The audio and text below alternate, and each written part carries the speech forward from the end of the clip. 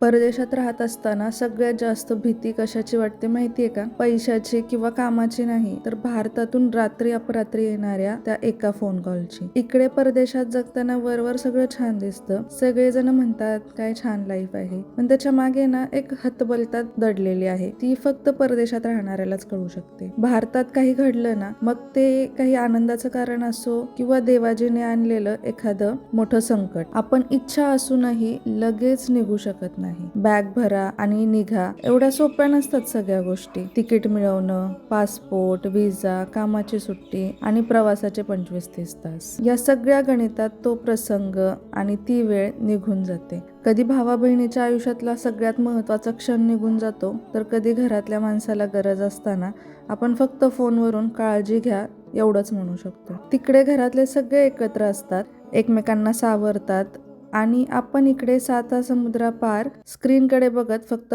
अश्रू पुसत असतो. पैसे कमवता येतात, नाव कमवता येतं, पण आनंद असो वा संकट वेळेवर पोहोचता न येणं ही परदेशात राहणाऱ्या प्रत्येक माणसाची सगळ्यात मोठी किंमत असते. ती तो रोज मोजत असतो.